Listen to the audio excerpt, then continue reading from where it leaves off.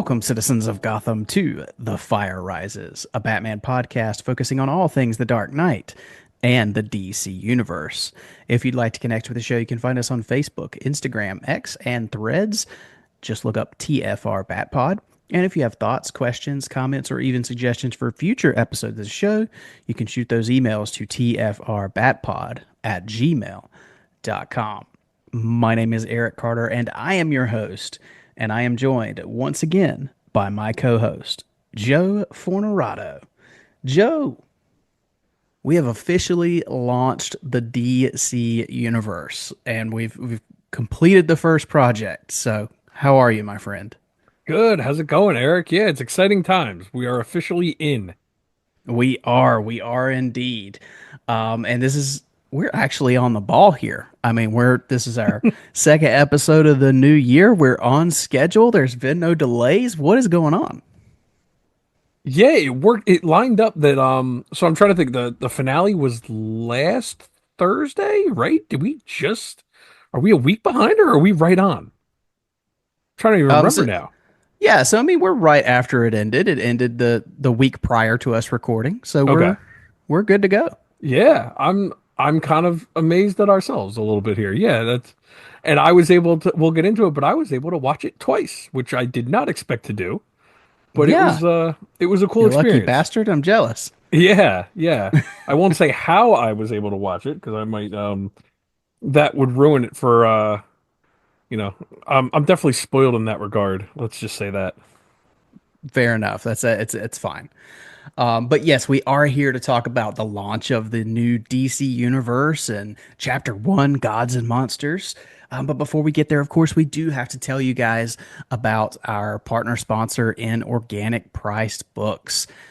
Organic Price Books is a small business and they bring the savings to you. They're saving you on all kinds of graphic novels, trade paperbacks, omnibus, absolutes, deluxe editions, whatever you're looking for, they've got it. So make sure you go to the link in the description of this podcast. Go there, use our promo codes. The first is TFRBatPod, and the second is TFRBatPod Ship It Together. Those, respectively, will get you $2 off of any order and 5% off of any order of three or more books. So make sure you go check out Organic Price Books today. Save yourself some money on those geeky, nerdy, fun books and support this show as you do so. Joe, I don't think I asked you. Did you get? I know I shared some of mine. Did you get any cool books for Christmas this year? No, I don't really get gifts anymore now that we got the kids and stuff. Oh I yeah, did you've get told me some that. Yeah. yeah, I did get some cash gifts, and some so I will use that towards some things. I want to say what is it that comes out in February? There's something big that comes out in February, and now I'm blanking on what it is. It Absolute Zero? No, Absolute Zero Year. I feel like is later in the year. Um. No, it is 0 year. Is it February? Yeah. Okay, Yeah. that's the big one that I'm waiting for right now. Yeah. Same. Because well, and I told myself I was not going to double dip because I've got both Yeah, of you the got the omnibus. omnibus. Do you have? But you don't have Absolute Court of Owls either. I do. Oh, Yeah. okay. So Absolute Court of you Owls was like the first absolute I got. and you got Death of the Family. I did get Death of the Family. I So couldn't pass yeah, up at on this the point, slipcase. don't say you're not going to double dip if you've already double dipped on those. So here's the crazy part: Zero Year is the one that I will not be double dipping in because I have never purchased a copy of Zero Year because they never put it out in one single collection. It was always the three storylines, and they were always I think they did hardcovers, but I never wanted them separate like that. So I'm like, one day I know they're going to release it together. Then they finally released it together in a trade. And I'm like, no, I'm Mhm. waiting. I'm going to find a good hardcover of all, I think it's like 12 issues. And they finally announced the Absolute. And I'm like, yes, this is perfect. Finally, I'm getting my version of Zero Year that I've always wanted. And now we just need, really, Endgame is the only one that's not included in the Absolutes now for the run other than Super Heavy. Um, Yeah. which I was kind of surprised they didn't just include Endgame in the Death of the Family Absolute. And I know this is a total tangent now that we're talking about comics, but once And we that's get okay talking on because you know where Snyder, you can find these. You can find these at Organic Price Books. there you go. But yeah, I recommend. I have not read it yet, but I did flip through my absolute Death Hmm. of the Family. It's great. It's a great constructed book. I love the Yes. slipcase. So yeah, super excited about that one. And then there's the DC versus Marvel. Both omnibus just came out Hmm. recently. I You have almost both. convinced me to pick that up myself. Hey, from what I understand, and I swear, we're not we're sponsored by Organic Price Books, and they do have both of these, but not sponsored by DC or Marvel. But they're telling us this is the only printing we're going to get, Mm. and you've seen how hard it is to get JLA Avengers, so I kind of tend to believe it. Yeah, I wish we could get a legit full release of JLA Avengers. We just had that one quick release that was like impossible for anyone to find because it was for a benefit of the George Perez estate or Yeah. his family.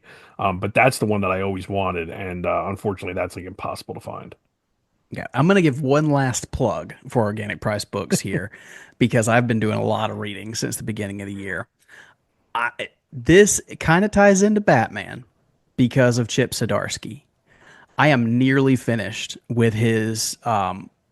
Daredevil Yep. Volume 2 Okay.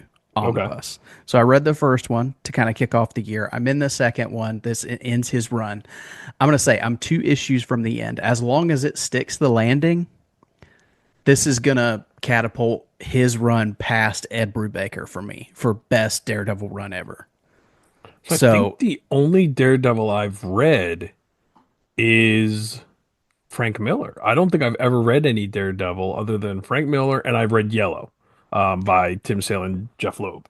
goes to show you, I've said this in our group chat before.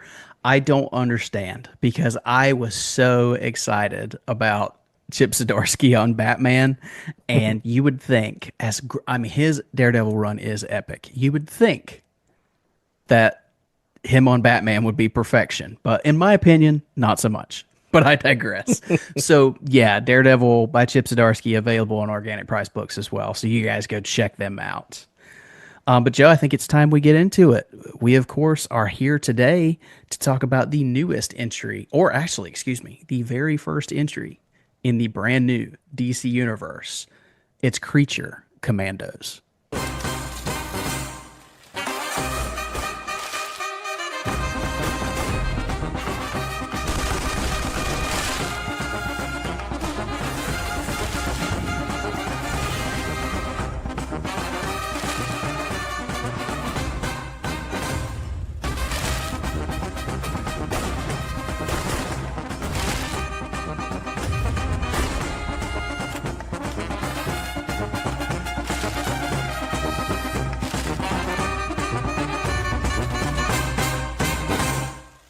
All right, so Creature Commandos started releasing on December 5th, 2024 with 2 episodes, and it just did wrap up this past week as we're recording this, January 9th, 2025. So we got 7 episodes total.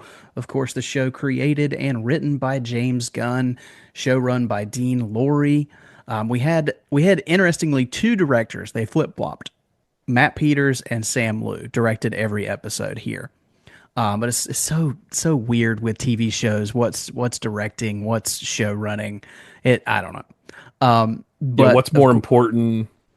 yes, because from what they say, the showrunner is the real director of a TV show. So, Yeah. but you have a fantastic voice cast here: Maria Bakalova, Viola Davis, Steve Agee or Aggie, Alan Tudyk, Sean Gunn, Zoe Chow, David Harbour, Frank Grillo. And this cast, what is so interesting is this is our first look into this, as we've said, our first look into this new DC universe. First look at a lot of these characters, and from what James Gunn has told us, these characters will the voice actors will be the live action performers of the characters if they go over into live action. Hmm. So fascinating. And you could see it. You could definitely see it. Yeah, yeah. Some of the designs, like I'll just go ahead and say I don't know how they're gonna do Rick Flag Senior's hair in live action because he's got some hair in this show. Well, I didn't think about it, but I'm pretty sure we've seen set photos already, and I don't remember it looking bad. No, no. I don't know if it's quite as wavy Yeah. and yeah, but anyway, of course this picks up after the events of another project that we'll talk about once we get over the spoilers. But Joe, you've seen it twice. We've both seen the complete series, or at least season one. You've seen it twice. So just overall thoughts, opinions. Don't get into spoiler territory yet, but let me know what you thought of Creature Commandos.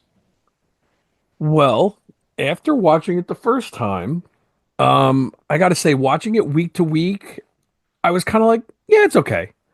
Um, it's an animated show. It was, 20 minutes an episode, and it was very, it's weird to say both episodic and serialized, and like clearly each episode was focused on each character. Mhm. And but there was still a serialized thing going on, but the serialized thing going on almost seemed like it was secondary. And again, it's hard to talk about that once we get over until we get over the spoiler wall. But it was hard for me to get invested week to week. Mm. It just felt like a fun 20 minutes to just kind of watch something that look for seeds planted for the new DCU. And that was pretty much where I was. I watched it every week. I might have skipped 1 week or 2 weeks, but for the most part I was caught up and I finished it with the finale. Um, but I will say on my second viewing, and I told you this morning, it's about 2 hours and 25 minutes, 2.5 hours maybe to watch all 7 episodes. And I got to say, watching them together, I enjoyed it way more because Really? it was easier to invest and see the through line as it played out, watching it that way. Mm. And again, I'll touch more on that once we get over the spoiler wall about certain things that I like are paid off later on in the series that I didn't even remember from like the first or second episode. And also when you know where the episodes are going or where the series is going, you can look for those seeds that are planted early on too. So I I definitely enjoyed that aspect way more watching it concurrently. And it's not a long series. I mean, like I said, 2.5 hours is pretty decent for just sitting down and watching a movie. And that's what it felt like. I don't know if it would have worked as an animated movie. I think it could have though, based on the way it was, it's hard to determine what's better because some people like the week to week model. And I don't know if I would have gotten bored if I watched it for the first time as a 2.5 hour movie in Hmm. animation. But I gotta say, it just worked much better for me watching it that way for the second time. And it's hard to say if I went back and watched it like that for the first time, how would I have felt? But I think I got way more out of it than I expected to after my first viewing and then into my second viewing. Yeah, I completely agree with what you're saying about the episodic nature because I'll say this wasn't a show where like I was chomping at the bit, like Hmm. bring Thursday, come on, let's go. I Exactly. can't wait. It was almost like honestly, I would get to Thursday, I would not remember it was, you know, Creature Commandos Day, Hmm. and then I'd open Max to check on something else, and oh Hmm. crap, that's right, Creature Commandos. Yeah. Having said that, man, I really enjoyed the show. I really enjoyed getting to know this cast of characters, which should be, I mean, this should be second nature to us now at this point with James Gunn. We know how he does character work. He excels at it. I feel like he excels at taking characters that you would not think you would find likable and Hmm. making you like them, or at least have some empathy for them. You know, Yeah. because there are some characters in this show, some of the team members, they're awful. Like Mm. they're horrible, horrible people, for lack of a better term. But there's some instances where you know they're terrible, but you still have empathy for them. You know, does that make sense? Well, yeah, especially since, he does a good job of, I mean, the flashbacks are, I don't want to say repetitive because that sounds negative, but like there was a formula to this show. It, And it had a format. Yeah. and I would also argue it's the pretty much almost the same formula as like the intro to the Suicide Squad. Like it's I don't want to say it's, you know, This is very much the spiritual successor to the Suicide Squad. yes. And I think that's where if this was a sequel and they did this the way it was, that would have came off really repetitive. So I Hmm. think doing it in animation form, doing its own thing because he went way more in depth of these characters than he did in the Suicide Squad with the flashbacks and everything else. It was Yeah. definitely way more formulaic that way. But I think he pulled it off because again, I think it works better in animation form in an episodic nature. Um, and these are really, really lesser known characters. I mean, Yeah. even ones that we do kind of know about, it's like vague and he switched up things a little bit with some of them. Yeah, some And of them are not how you would classically think of yeah, these characters. but I think like even it's funny because like as I'm saying these things out loud, it sounds like I'm kind of like ragging on the way he did it, but I think it works in the nature of the show. I think being animated definitely lends to it. And there's even a lot of like really tough subject matter that I would have had a really hard time. I mean, I had a hard time watching it in animated form. If this was Yeah. live action, it would have been really heavy. And he does a good job of letting the emotional, and again, this is one of the things that Gunn does really well, is balancing that tone of the humor, which I gotta say, I don't think this was an overly funny show. Like, I did not have a lot of laugh out loud moments watching this show. I don't know how you felt. There are some funny moments, but I would have thought it would have been much more of a comedy going in, and I didn't really get that vibe for the most part. Yeah, there's dark humor Yeah. more so than just haha, Yes. laughter. Like I think the Suicide Squad was funnier than this. Yeah, it was definitely funnier. I would say I've got a few non-spoilery nitpicks. Hmm. While I really love the character work and I really like spending time with each character in the show because each one of them kind of got an episode dedicated to them, I cared much more about those segments than I did the overarching story of the show. Like Completely agree. the main mission that the team was on, It that the became creature secondary. commandos are on, I honestly I didn't really care about it very much. I didn't care to the point where like even when like the conclusion happens, I was kind of like, like it Yeah, didn't like because it didn't. it felt like we would go back to it and you're like, oh yeah, that's right, they're telling a bigger story here. But when you Um, think about like how much time was spent on the background of these characters and the side stuff going on, the main mission could have been solved in like a 15-minute thing. Like it wasn't anything crazy. I think this was a way for him to introduce these characters and to flesh out the world of, I don't know if it's considered spoilery at this point to say, to give not a conclusion, to give a sequel to the Suicide Squad or the Peacemaker, to try to mhm, like move that story forward a little bit too. yeah. And then my other point of contention is not it's not really a nitpick more so than it is slightly a concern. Because this is the launching point for the DCU. While I really, really enjoyed the show, I sort of wish the launch of the universe was more accessible, if Hmm. that makes sense. Yeah.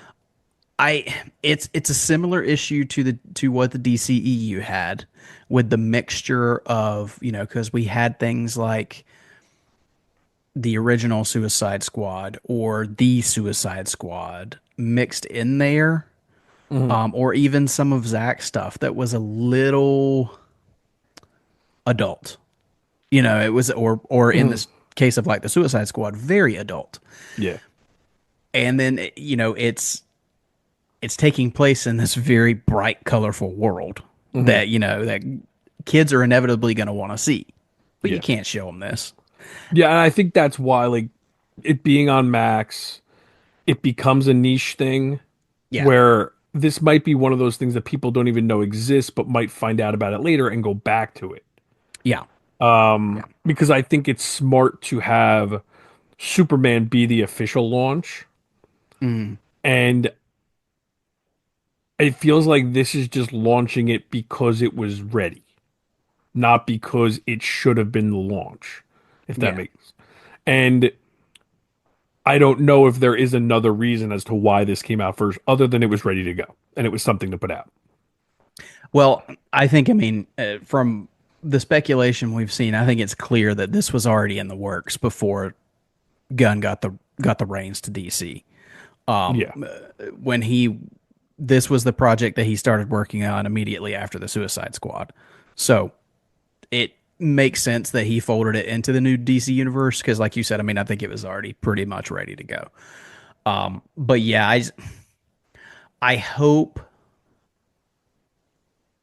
I hope that I really do hope that what James has said about, making sure that each project is not beholden to something that came before, Hmm. because it's going to be tough if you have to do a lot of homework, and if there's some things that age restricted you cannot watch to Yeah. And catch up with the next thing. I can't see this being required viewing I for hope not. Yeah. anything. I mean, like we already kind of talked about the main story not being that big of a deal.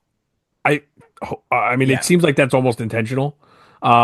It might be Yeah. one of those things where once we get over the wall, we can discuss like it's fun little tidbits that we're getting and you probably don't need. But again, just planting little seeds that might be fun for the person that did watch this show, but it's not necessary. Yeah, completely agree. But overall, like I said, I mean, I had a lot of fun with this show. I really like the majority of the characters in it. I even, we'll get there. I even now have a soft spot for a character that I never thought I would have. Hmm. But yeah, overall, great first entry. But if you haven't seen Creature Commandos, make sure you hop off here, go watch it, and then come back and listen to the rest. Because from here on out, we will be spoiling things. We're not going to go episode by episode. We're just going to give you our overall thoughts as we dive into certain aspects of the show, but it is going to be spoiler filled. So this is your final warning. So Joe, just to get into the nitty gritty right to begin with, they make it clear from the very first episode when Amanda Waller is putting the team together. There's a conversation with Rick Flag Sr. about the events from the Suicide Squad. Hmm. There's a conversation about his son dying. There's a conversation about Starro and all these happenings from the Suicide Squad. So that very quickly firmly plants that the Suicide Squad is canon in the DCU. So going back, I mean, does that technically make the Suicide Squad the first project in the DC? No, I mean, you could technically then say Suicide Squad is the first project of the main DCU. Nope, because James Gunn said if we don't directly reference it, it's not canon. So I've discussed this with you before, Yeah. and I like the ambiguity because Yeah. I truly believe he is treating this like the comics, where, like you said, if we don't mention it, it's not officially canon. But Until we mention it. Yeah. whatever we mention or whatever we don't contradict can be whatever you guys want it to be. Yeah. I mean, So think about it. If you're mentioning the Suicide Squad, well, if the Suicide Squad references Suicide Squad, you could essentially headcanon that yourself if you wanted to. It doesn't contradict anything. sure. My It issue becomes then very becomes convoluted. see, and that's the thing. It's if you say, okay, so the Suicide Squad is canon, so Suicide Squad must be canon, i.e., Ben Affleck is Batman because he was in Suicide Squad. That's why it's tough. Yeah. Yeah. So that's where I think it's kind of like the comics, where they literally every story they're telling picks and chooses what's canon and what's not. Yeah. And are we gonna get just a random Flash happen and it kind of makes things muddy? And so whatever we feel like is canon, and whatever we feel like isn't canon. And honestly, I've told you before, I don't care. None of this Yeah. stuff bothers me. I'd rather it be like this. And I also love the canon purists lose their mind when anything is a little messy because I think it's funny.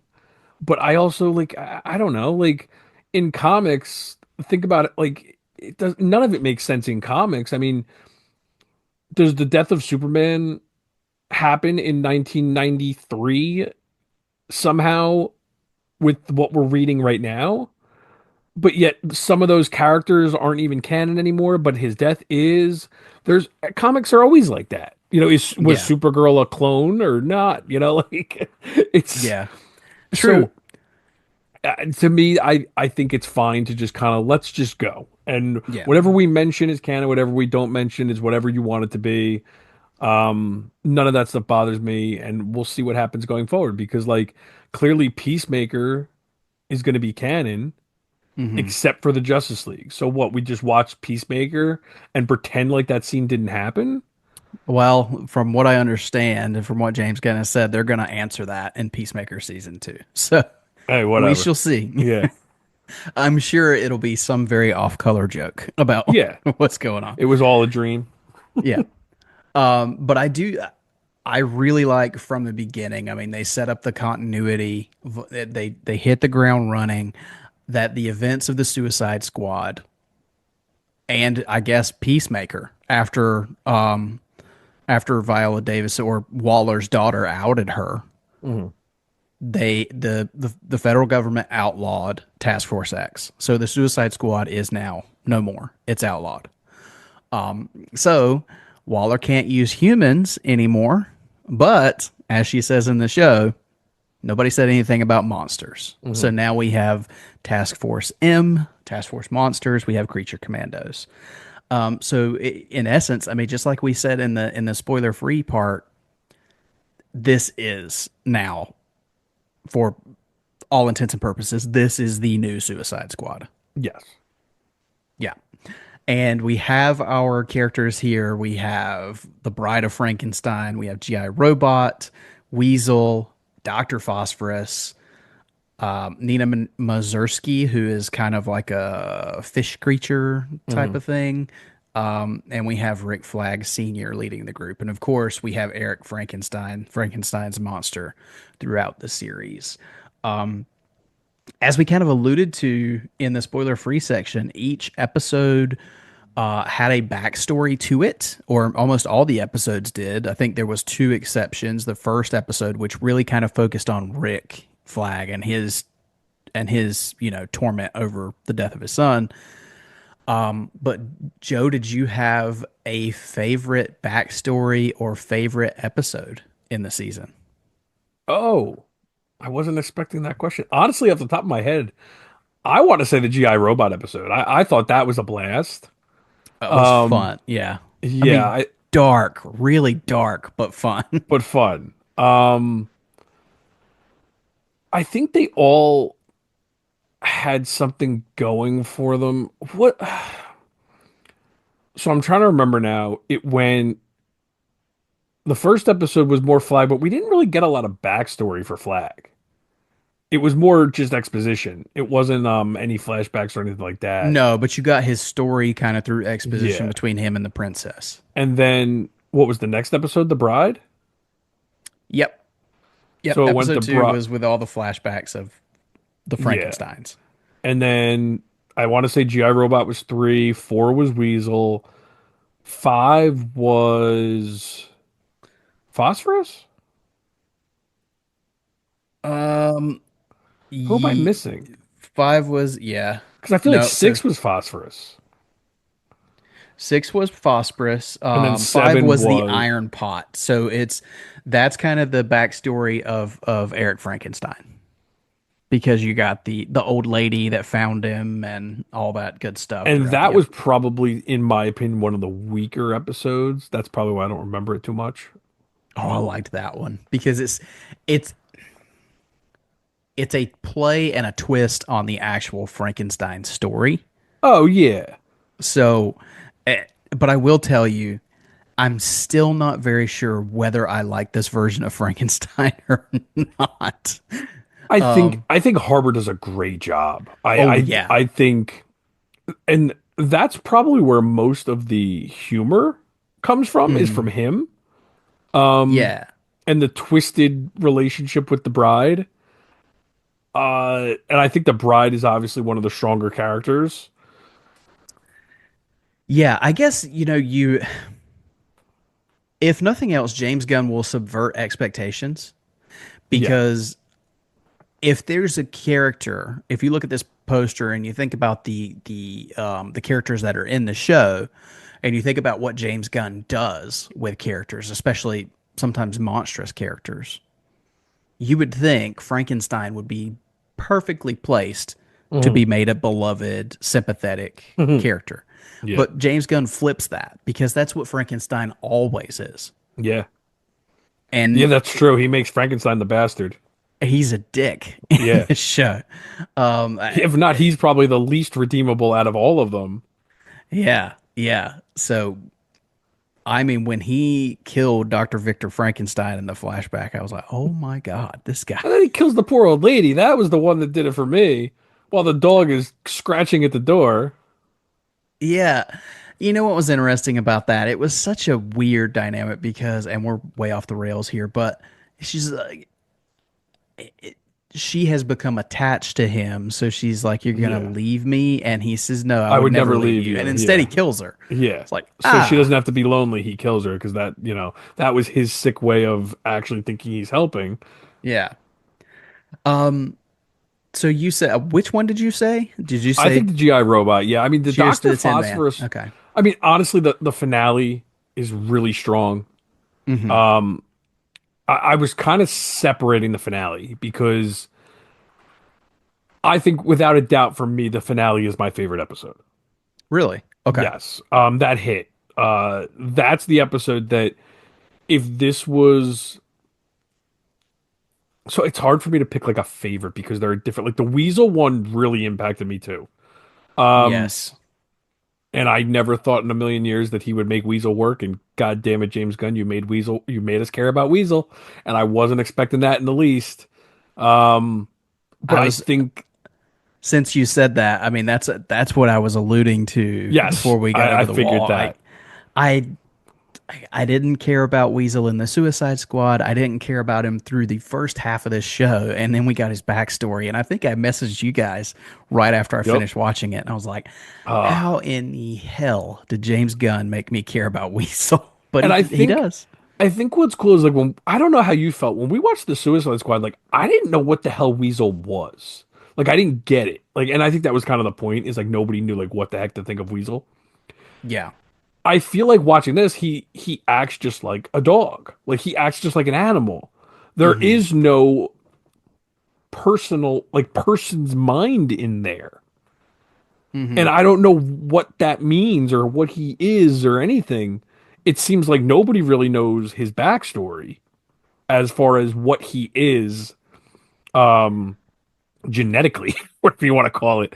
But seeing that, I mean, essentially the whole story about him slaughtering 27 kids or whatever it was, it's actually what, seven? Is that what Something like that. Yeah. and the fact that he was really trying to just play with the kids and save them from the fire and all this misunderstanding, it was like, damn, James Gunn, like really? Like you gotta see me, the dog, again, I keep thinking of him like a dog, like just playing with these kids and being friendly and you know, Oh man, it was rough. the for I will give it to the creatives that did this show, the animators, and of course James Gunn for writing the story. Man, it's bad when you can say it's tough to watch the Yeah, end of an animated episode, but it was tough to watch because it was, I mean, you could see it was just torturing Weasel that he could not save these kids. yeah, And it was people, it was the fault of humans, yeah. not him. So, which is kind of a recurring theme throughout the show. Oh, it If, definitely comes back in the finale. well, not only that, I mean, cheers to the Tin Man. It's the fault of humans that he was created the way he was. Yes. And then just, you go on Victor Frankenstein. I mean, it's his fault for going down this path to begin with and creating Hmm. these two monsters. and it goes and goes and goes. I mean, Yeah, I mean it's Dr. Phosphorus, trying to, do all this medical research and everything, and then them using this machine against him, Rupert Thorne, yeah, and his thugs, killing him and killing his family. And then, of yeah, course, like it's one of those things where, of course, you empathize with that, but then he goes and kills Rupert Thorne's kids. So yeah. that's That where was it's so. rough. That's the only thing I think that keeps that episode from being my favorite because it was. I mean, there's a lot of things I love about that episode. Yes. First of all, there's the Gotham of it all. It Mhm. starts in Gotham. You see Rupert Thorne, you see Batman in the episode briefly and in shadow, but you see him. The fact that, I mean, yes, what happened to Phosphorus is awful and he lost his family. But, what kept him from being one of those characters, and I know he's a villain, so you kind of got to do it. But him killing the kids was like, Yeah. oh, that's. But speaking of that episode, since I mean, this is a Batman podcast, we love Batman. We get Gotham in this episode. Did you expect Rupert Thorne to die? Yeah, I didn't really think too much of it, to be honest with you. And I'm okay with it because I don't think we need Rupert Thorne going forward in the DC universe. I think it's a fun little Easter egg. Yeah, I mean, I guess so, but I mean, it's just interesting that in your first project you would take someone off the board like that, you know? Yeah. Because I mean, I guess nobody's ever really perma-dead in comics anything, but he seems pretty dead. Yeah. I think Phosphorus is making sure he's dead, that's for sure. And yeah, the Gotham nature of that episode, I mean, even the Batman thing, it's cool. It's a fun little thing. Mm. I mean, part of me is like, I'm never going to say no to Batman. Another part of me is like, do we really need Batman in that scene just because? Um, but Oh, I never thought that at all. I loved it's it. definitely to me, that's a marketing move. That's all that is. Of course. Yeah. And it works because that was everywhere on the internet before the episode even aired, Oh, basically. is I mean, so I've I've heard this thing about, well, it was fan service. well, And then the duh. response to that, well, of course it's fan service. What's wrong with that? I'm a fan. Service Mhm. me. Yeah. so So yeah, that's completely what it was, but I loved it. Yeah. Now the unfortunate part of that is it immediately sparked debate online. Oh, Um, yeah. People looking into the build of Batman. Like, it's just an animated show. Like, yeah, I yeah. didn't put too much stock into it. Which the same thing happened earlier in the season when they see what Cersei is showing via Yes. what Amanda Waller, the future that would be because she's setting up that this princess is gonna take over the world, and we see all these dead heroes, and on these kind of crucifixes you see Superman, which is clearly our upcoming Yeah. David Corn Sweat version of Superman. You see Wonder Woman and you see Batman.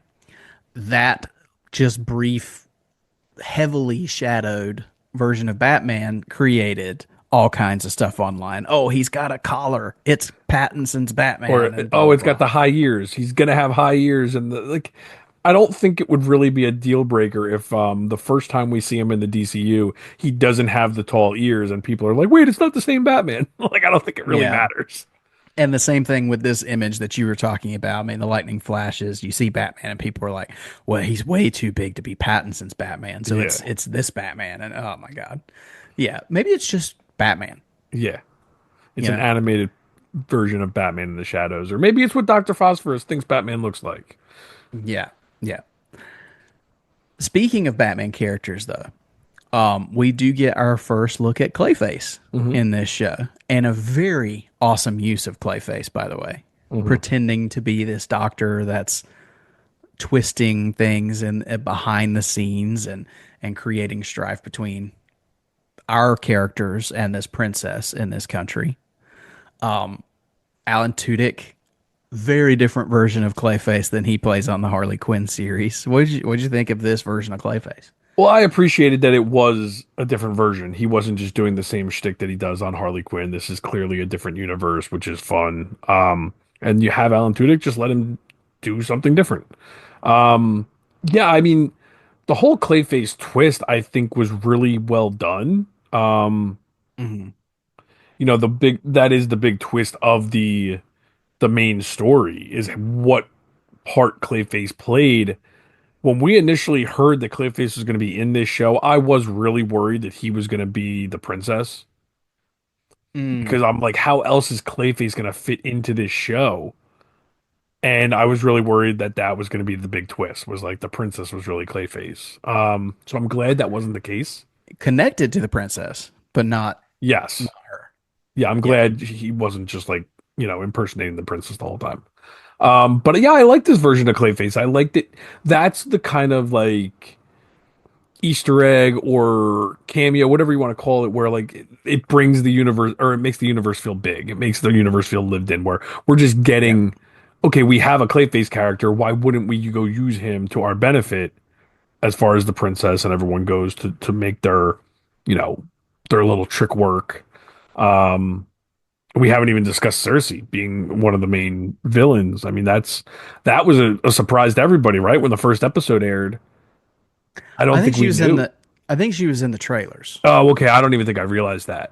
Yeah. Um, so I think But that we didn't really touch on that very much, but like the world being lived in and the world just being this massive universe already, I really appreciated that. It feels like we're watching a comic book come to life.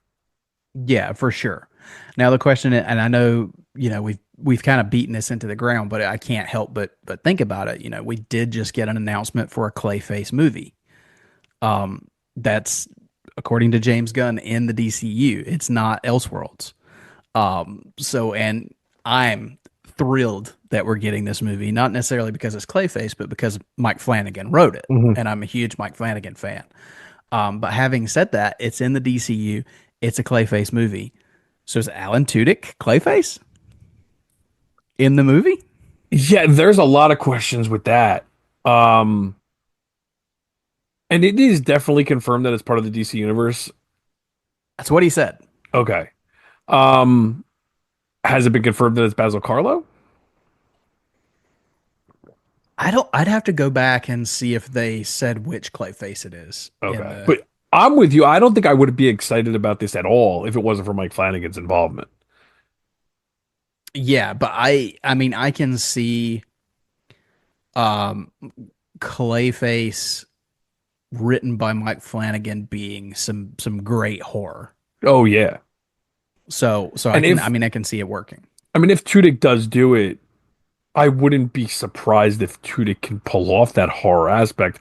I mean, people have been saying it for years that most comedic actors do drama and horror really well. It's hard to do comedic timing. Don't put it past them to pull off the dramatic roles once in a while too.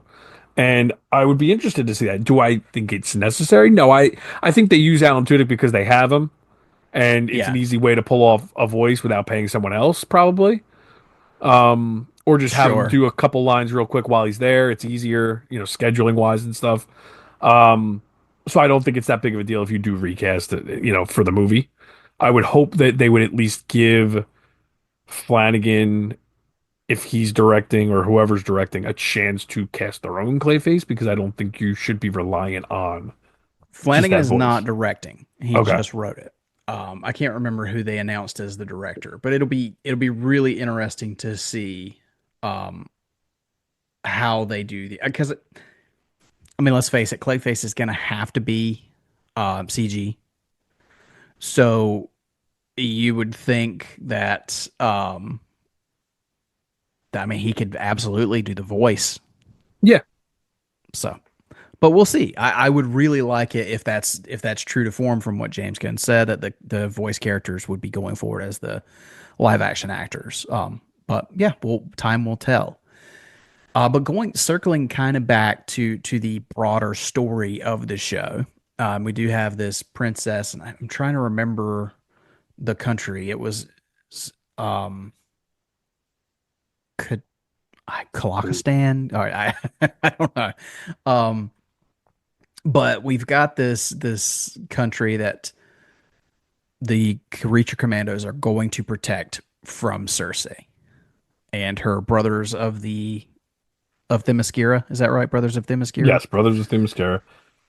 Yeah, so the commandos have been sent to save this country from Cersei and the Brothers of Themyscira, and Rick Flag kind of falls for this princess of this nation. The And it's princess, Pakolistan? Pakolistan, that's it. Yeah. Princess ends up being, of course, the big bad of the series at the end. She's manipulated all this, and And it's Princess Cersei, Alana. Princess Alana, and Cersei actually ends up being in the right the entire Yes. time. But what I think is really clever about the show, even though I didn't care much for the main through line of the series, Mhm. it begins and ends in a place where I don't think it doesn't have any heavy impact on the universe going forward, but it's a great vehicle, like we said in the spoiler free section, to introduce you to these characters. A few of which we probably going to see in Superman. I know we'll see Rick Flag. So, did you see when they do the premonition from Cersei? Hmm. You see Gorilla Grodd with Princess Alana. Hmm. Do you think it's possible that Pakolistan is the country in the Superman trailer? Um, I wondered that, and I think you and I had discussed that. Is yes, this the country that's at war? because I want to say there's a newspaper headline in the Daily Planet in the trailer that says Hmm. something about Gorilla Grodd. Yeah, Um, and I'm trying to remember what I actually saw and what was pieced together on the internet with like memes and stuff. I don't remember. But I do wonder if there's is going to tie in. And again, it's a fun tie-in for people that have seen the show. Don't think yeah, it's necessary.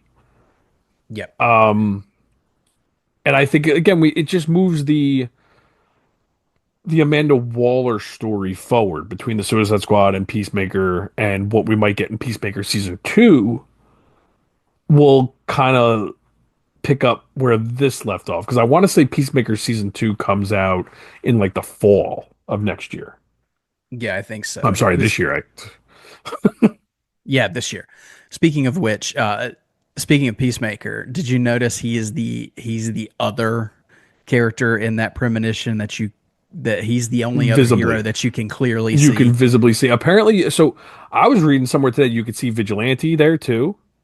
Oh, I'd have to Um, go back and look at it. Starfire's in the background. I do remember seeing her. Oh, really?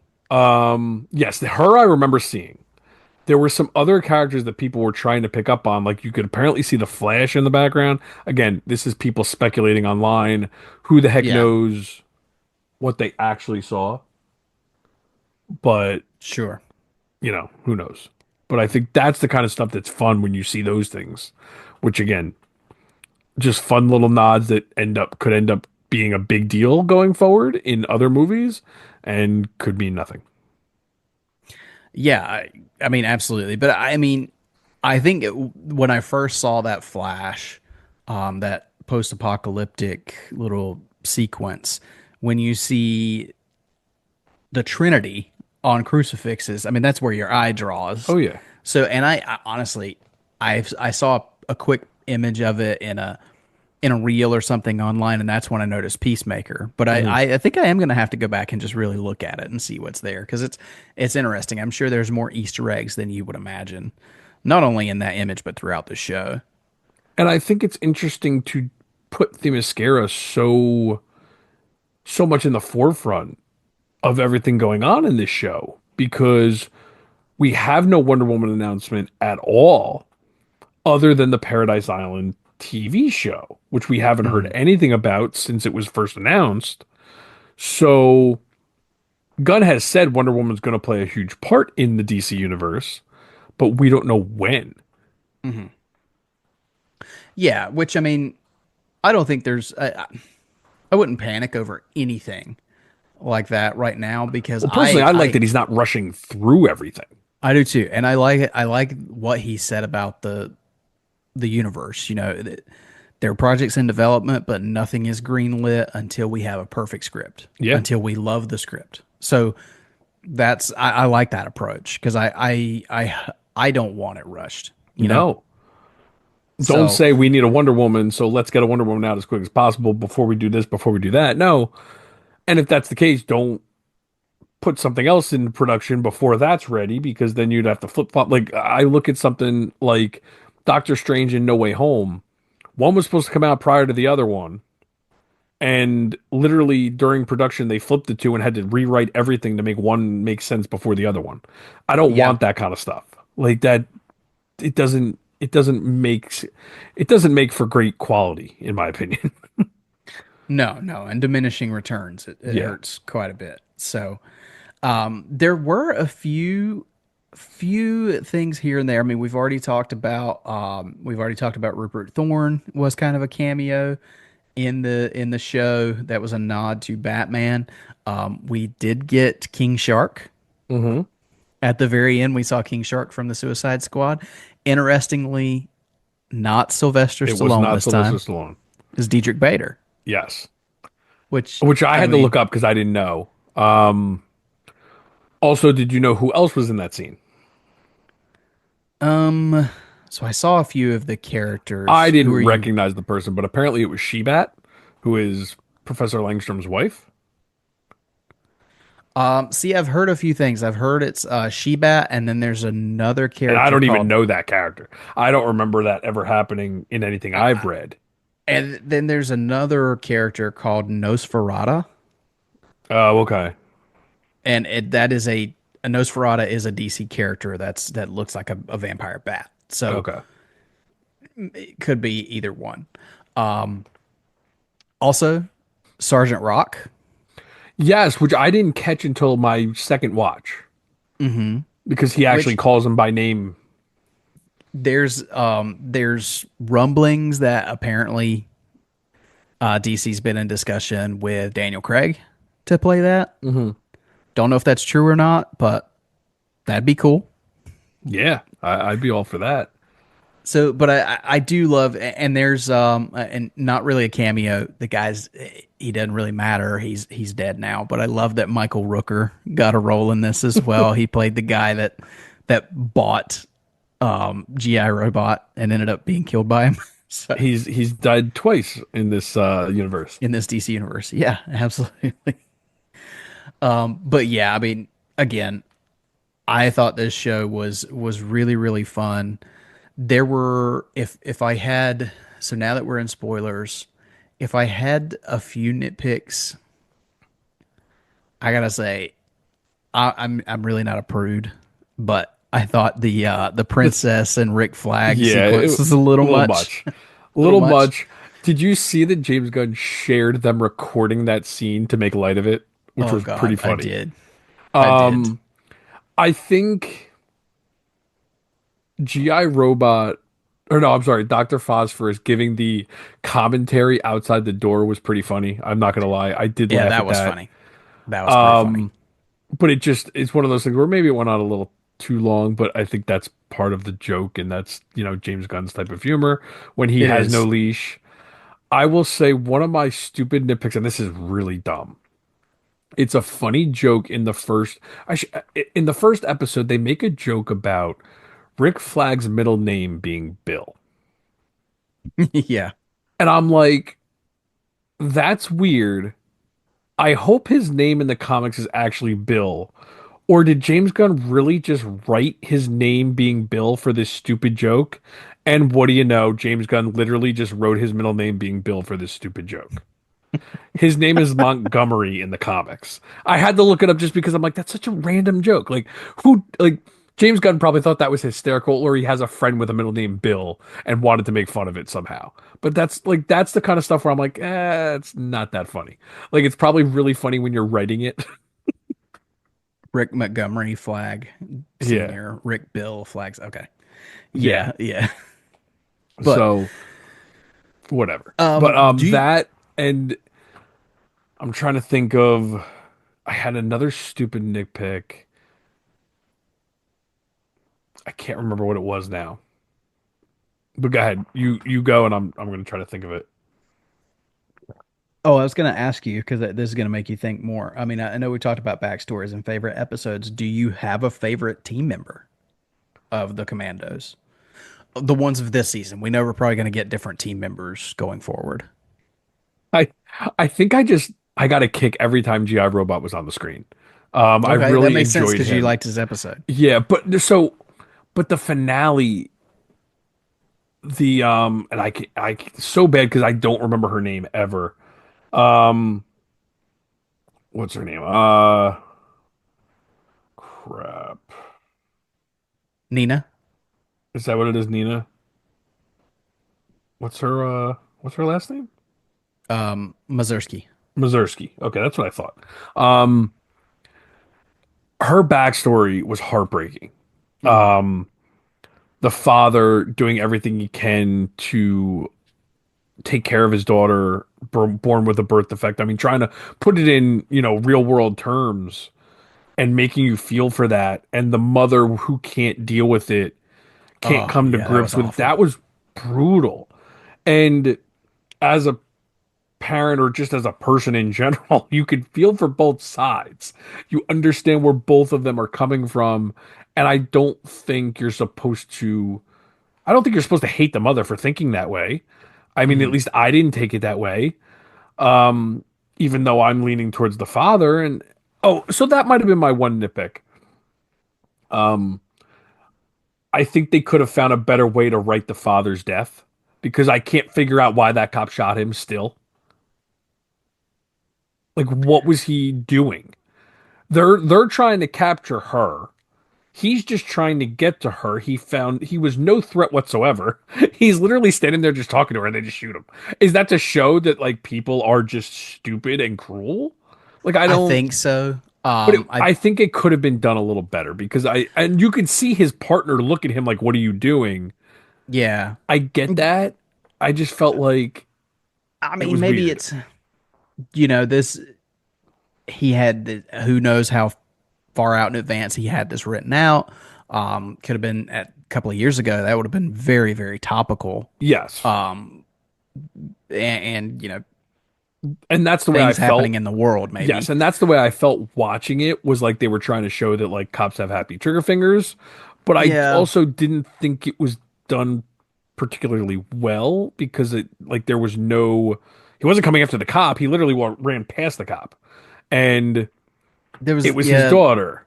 Like I don't know. Again, I a agree with nitpick. you. I think that that wasn't the strongest part of a very, very strong episode. And I again, think it's a that was, nitpick. yeah, They had to write off the father somehow to make it yeah. emotionally impactful that he was gone. Um, but I love other than that, and it wasn't like I guess I felt like, well, they're just capturing her. So like I don't know. The whole thing didn't make sense to me, or it didn't jive with what they were trying to do. But overall, Yeah. that whole episode though,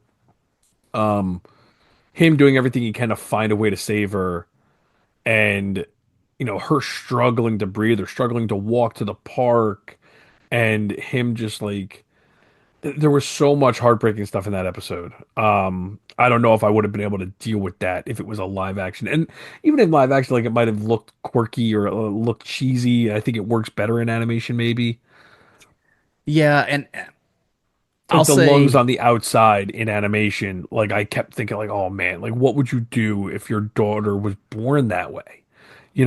And like your reactions and the emotions and it was a pretty devastating episode all the way around. And then to see the way she dies, I was about to um, say that's one thing. Like I know that when it comes to the Suicide Squad esque stuff, you can't get too attached to any of the characters because anybody on Waller's teams can be killed at any time. yeah, But man, because my favorite characters in this show were the bride and Nina. yeah, And I love their dynamic where hmm, the bride didn't want to admit that they were friends, but they grew that bond throughout the series. yes, And it was fun watching them, grow together and care for each other. And then in the end, I mean, Nina dies. And it sucks. I hate that Nina died. and I hate that Weasel's the reason she dies. Yeah. Yeah. That was the Because, one thing, and I get where Weasel's coming from, but I also, well, Weasel's innocence killed Nina. yes, And that sucks. I also had a hard time with Nina being okay killing the princess. Like that seemed weird to me too, but I guess she's just doing it to because she became so close to the bride, she trusts the bride. Hmm. So like that's where I think sometimes the episodic nature of the show took away from the main story because we didn't get a lot of time with these characters in the main story. Well, and the way I see that, I mean, up until that moment, they all thought they were very much in the right. Oh yeah, And it which they turns out were. they were. So, And that I think is the hardest part about the Weasel thing. Weasel just remembers this woman playing fetch with him. Like that he's a dog. Like he yeah. acts like a dog. Like this woman was nice to me. I don't want her to get hurt. Um And that's I mean, if you think back to Guardians 3, this is what James Gunn is so good at. He is so good at giving you stories that make you shudder and make you, feel something, and at the same time you're just so conflicted on. well, what other character was going to die and give us that impact? True. I mean, That's the point. Like you don't care if a character you don't like dies. after watching this season, I felt like they were going to kill Weasel. I thought after James Gunn making won't you kill Weasel. no, but I mean he could have. I Yeah. feel like he pushed it over the edge of making you care about Weasel, so now let's kill him. I felt like that's where we were headed. And then when it was Nina, I was like, no, this is worse.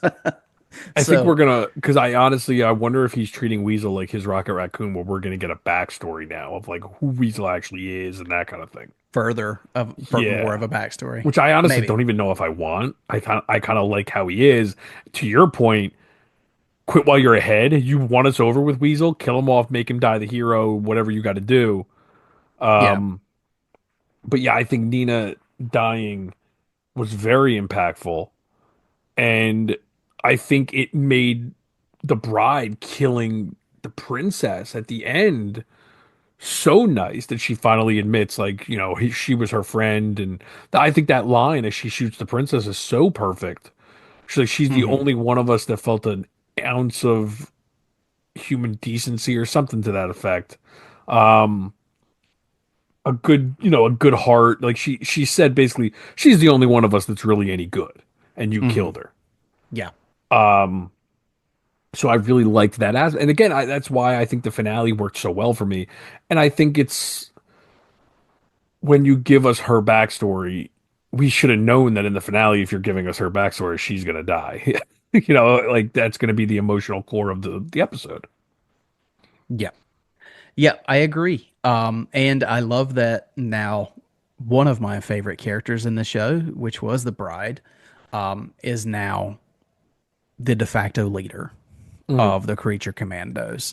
I don't know where that leaves Rick Flag going forward because we do have this show is greenlit for season 2, which you know how that goes. Is this do they already have those episodes for season 2? And Oh yeah, I forgot about that. Yeah. this is a quote unquote green light or what it is. But yeah, I don't know what this means for Rick Flag. We know, of course, we're going to see him in the DCU. We know we're going to see him in Superman, but I'm excited for more Creature Commandos now with the Bride as the forefront of the Commandos. Yeah, I'm curious how Rick Flag is going to go from where he is in this to where he is in Superman. Does that mean Amanda Waller is showing up in Superman? I mean, what's Rick Flag doing there without Amanda Waller? Yeah, Um, does he have some connection to, Maxwell Lord's people with the JLI possibly? There could be I'm a lot thinking of stuff. he's I'm thinking he's got to be there on behalf of Argus. Oh yeah. Do they have some connection though with Maxwell Lord? Um, are Maybe we gonna see our version of um crap, Chris Pine? What the hell? Steve Trevor. Steve Trevor, because he plays a big part in um I want to say like Argus or the JLI in a lot of comics. Kind of is a liaison between the Justice League and Argus. in certain comics, and that's probably reaching. I don't think we're going to see Steve Trevor in the first movie in the DCU if we're not going Wonder Woman yet. But No, I mean, I think they to might begin use with, they might use Rick Flag as that character, like play that yeah. part, I should say. Yeah. Well, I mean, you've got him established as part of Argus. We know we've got Stag Industries Hmm. in Superman. So I don't know that they'll expand that quickly Yeah. for the first movie, but definitely things that we can look for going forward. I'll tell you, going into season 2 of this series that I hope we get soon, there are a few creatures that I hope we get going forward. Primarily, I hope we get a werewolf because Creature Commandos is very prominent with a werewolf in the comics. So I So hope we get a werewolf. I know nothing about Creature Commandos in the comics. I didn't even do any research before the show came out. I wanted to know nothing. And I think I've discussed that before. When these shows are announced, sometimes I like going in blind because that's rare for us to go into these Hmm. shows blind. And I did want to go in blind. Sometimes I'll look up stuff after the fact to see how close they were, like stupid stuff. But yeah, I have no idea where the show would go other than King Shark being a part of it, which would be a lot of fun. Or, where are we going to see these characters show up in Peacemaker season 2? That would be kind of fun. That's a good point. You could. You But absolutely how could, would especially. and would they have done that good of a job of keeping it under wraps? Yeah, I mean, hard to say because we don't know anything about Peacemaker season 2 at No, this and point. that's been done filming for a while. Yeah. So So good on James Gunn for keeping that security up on Peacemaker. That was never the case prior to him taking over. did Creature Commandos make you interested in exploring Creature Commandos comics? Yeah, I think so.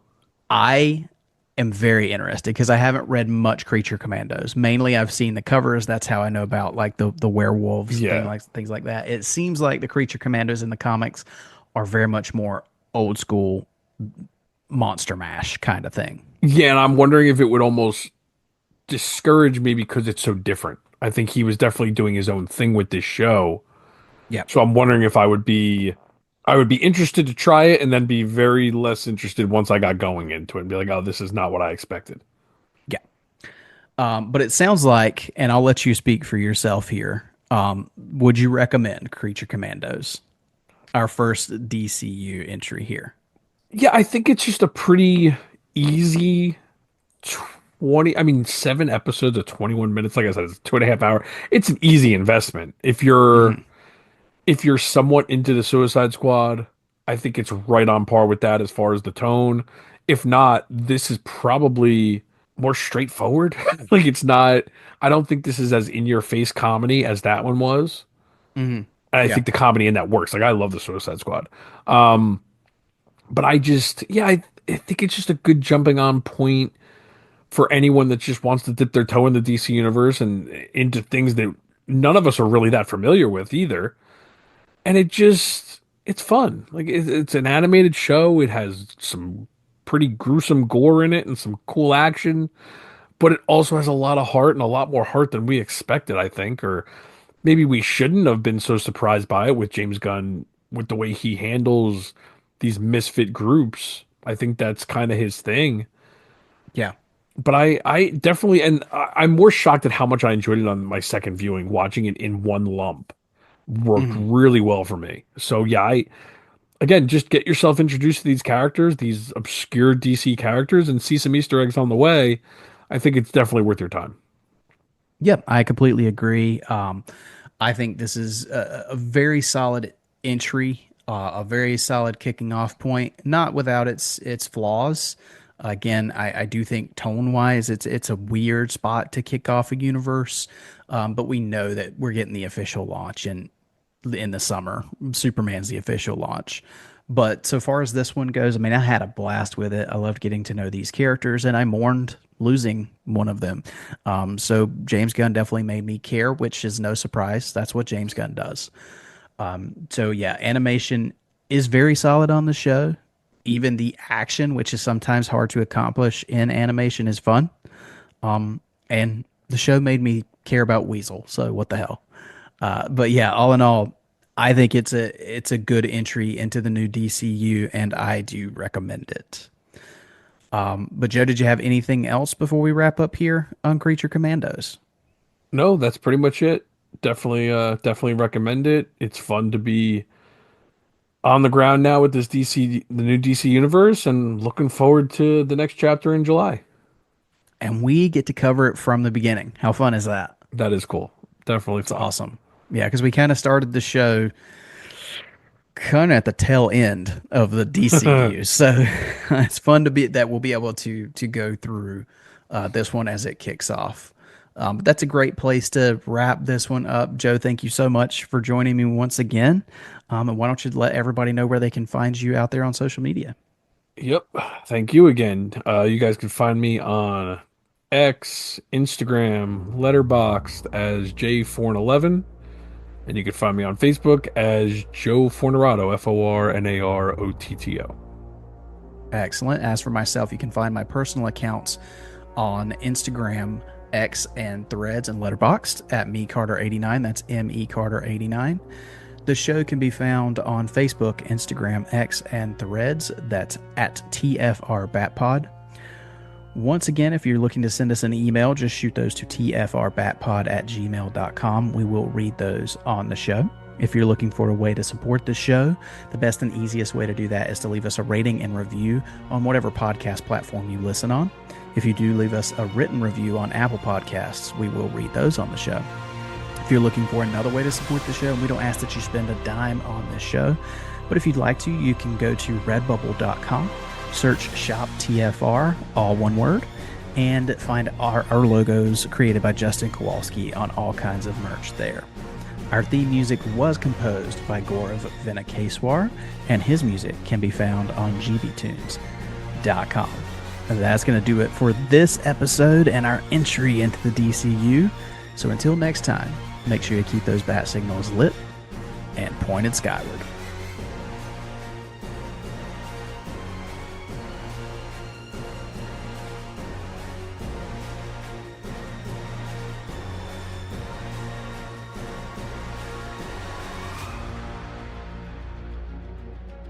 Batman was created by Bill Finger and Bob Kane and is the sole property of Warner Brothers Discovery. The Fire Rises, a Batman podcast, is in no way associated with DC Comics, DC Studios, or Warner Brothers Discovery. The thoughts and opinions of the participants of this show are their own and do not reflect the companies that they work for. Thank you for listening. We'll see you on the next episode. It is a beautiful evening, isn't it? I do not enjoy landscapes devoid of dead Nazis, Miss Nina. Oh. Can Miss Nina and G.I. Robot be killing Nazis soon? Miss Waller promised it would be soon. It's been oh so long since G.I. Robot has sent Nazis back to hell where they belong. I think it will be soon. G.I. Robot would like to kill Nazis with you. Would you like to kill Nazis with G.I. Robot? If I killed Nazis with anyone, it would certainly be you, G.I. Robot. Oh, my. G.I. Robot has been waiting for a friend to kill Nazis with for 74 years, 23 days, and 52 minutes.